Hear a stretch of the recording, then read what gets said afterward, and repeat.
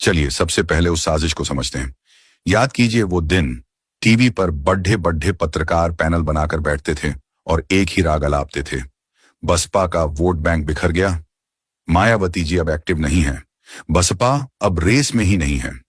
ये बातें इतनी बार दोहराई गईं कि हमारे अपने कुछ लोग भी शायद ये मानने लगे थे। अब मैं आपसे एक सवाल पूछता हूं दोस्तों, क्या आपके मन में भी कभी एक पल के लिए यह शक आया था कि क्या सच में हमारी पार्टी कमजोर हो गई है? अपना जवाब ईमानदारी से सोचिएगा। यह साजिश बहुत गहरी थी। उनका मकसद था आपके आत्मविश्वास को तोड़ना। वो चाहते थे कि आप निराश होकर घर बैठ जाएं और मान लें कि अब कुछ नहीं हो सकता। लेकिन दोस्तों, कहानी में असली मोड़ तो अब आना बाकी था। वो कहते हैं ना कि सच को दबाया जा सकता है लेकिन मिटाया नहीं जा सकता। और इस सच ने अपना पहला धमाका किया चुनाव आयोग के दफ्तर से। जब सब लोग बसपा को खत्म मान चुके थे, तभी चुनाव आयोग का एक फैसला आया और उस फैसले ने विरोधियों के महलों में भूचाल ला दिया। फैसला था, बहुजन समाज पार्टी का राष्ट्रीय पार्टी का दर्जा बरकरार रहेगा। अब एक पल रुकिए और सोचिए, राष्ट्रीय पार्टी का दर्जा कोई खैरात में नहीं मिलता। इसके लिए देश के अलग अलग राज्यों में लाखों करोड़ों वोटों की जरूरत होती है। और अब सुनिए इस कहानी का सबसे मजेदार और व्यंग्यात्मक हिस्सा। जो लोग कल तक टीवी पर आकर चिल्लाते थे कि बसपा अब रेस का घोड़ा नहीं रही, उनकी अपनी पार्टियों का तो चुनाव आयोग ने राष्ट्रीय पार्टियों की लिस्ट में नाम तक नहीं लिया। वो दूसरों को रेस से बाहर बता रहे थे और चुनाव आयोग ने तो उनकी गिनती करना भी जरूरी नहीं समझा। अब आप ही बताइए दोस्तों, ये मजाक नहीं तो और क्या है?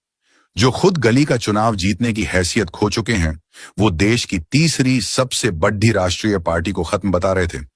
यहां से एक नया सस्पेंस शुरू होता है। अगर मीडिया और विरोधी झूठ बोल रहे थे, तो फिर ये लाखों करोड़ों वोट आए कहां से? कौन है वो लोग जो आज भी चुपचाप हाथी का बटन दबा रहे हैं? और क्यों विरोधी इस ताकत से इतना खौफ खाते हैं? चलिए अब उस रहस्यमयी ताकत से पर्दा उठाते हैं।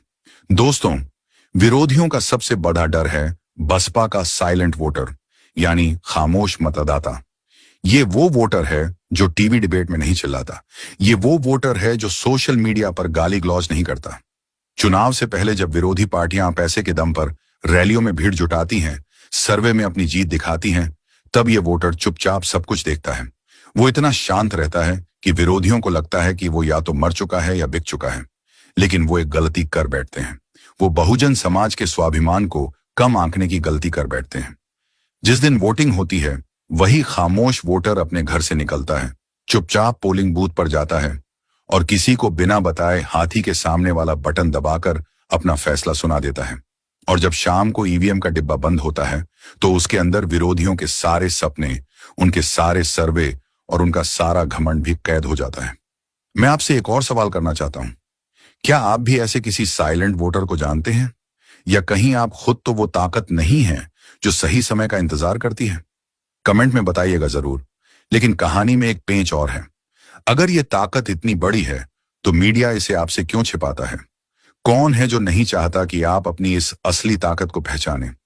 दोस्तों, ये समझना रॉकेट साइंस नहीं है कि मीडिया क्यों चुप है। आज देश के ज्यादातर बड़े मीडिया चैनल उन उद्योगपतियों के हैं जिनकी विचारधारा हमेशा से बहुजन समाज के खिलाफ रही है। वो जानते हैं कि जिस दिन उन्होंने बसपा की असली ताकत दिखानी शुरू कर दी, उस दिन बहुजन समाज का सोया हुआ आत्मविश्वास जाग जाएगा। इसलिए वो जानबूझकर बहन जी की लाखों की रैली को 30 सेकंड में निपटा देते हैं। उनके 1 घंटे के भाषण से सिर्फ एक लाइन निकालकर उसका गलत मतलब दिखाते हैं और दूसरी पार्टियों की छोटी छोटी बातों पर दिन भर बहस करते हैं। उनका एक ही मकसद है, आपको मनोवैज्ञानिक रूप से कमजोर करना। अगली बार जब आप टीवी देखें तो इस बात पर गौर जरूर कीजिएगा। देखिएगा कि किस पार्टी को कितना कवरेज मिल रहा है। आपको इस साजिश का सबूत अपनी आंखों से दिख जाएगा। और अब हम पहुंचते हैं कहानी के क्लाइमैक्स पर, उस आखिरी सवाल के जवाब पर जो राजनीति के सारे समीकरणों को खोलकर रख देगा। हमने शुरुआत में एक सवाल उठाया था, क्यों बहन मायावती जी का सिर्फ एक बयान विरोधियों की करोड़ों की रैली पर भारी पड़ जाता है? इसका जवाब है विश्वास, विचारधारा और सम्मान। विरोधी पार्टियां पैसा फेंककर भीड़ तो जुटा सकती हैं, लेकिन वो उस विश्वास को नहीं खरीद सकती जो बहुजन समाज का अपनी नेता पर है। वो उस सम्मान को नहीं खरीद सकती जो बाबा साहेब और कांशीराम जी के संघर्षों से पैदा हुआ है। जब विरोधी रैली करते हैं तो वो एक इवेंट होता है, लेकिन जब बहन जी एक शब्द भी बोलती हैं तो वो एक आंदोलन बन जाता है। उनका एक बयान उस साइलेंट वोटर के लिए एक इशारा होता है, एक संदेश होता है कि लड़ाई अभी बाकी है। और यही वो डर है जो विरोधियों को सताता है। उन्हें पता है कि वो मीडिया को खरीद सकते हैं, नेताओं को खरीद सकते हैं, लेकिन वो बहुजन समाज के इस अटूट रिश्ते को नहीं खरीद सकते। यही है वो असली राज। उनका डर बसपा के विधायक नहीं है, उनका डर है वो विचारधारा जो आज भी करोड़ों लोगों के दिलों में जिंदा है। तो दोस्तों, आज हमने झूठ और साजिश के हर पर्दे को उठाया है। अब आखिरी सवाल मैं आपसे करता हूं, क्या आप अपनी इस साइलेंट ताकत को सन 2027 में एक बार फिर से पूरी दुनिया को दिखाने के लिए तैयार हैं? तो दोस्तों, आज हमने झूठ और साजिश के हर पर्दे को उठाया है। हमने देखा कि कैसे राष्ट्रीय पार्टी का दर्जा एक सर्टिफिकेट है हमारी ताकत का, और कैसे विरोधी हमारे साइलेंट वोटर के नाम से ही कांपते हैं। अब आखिर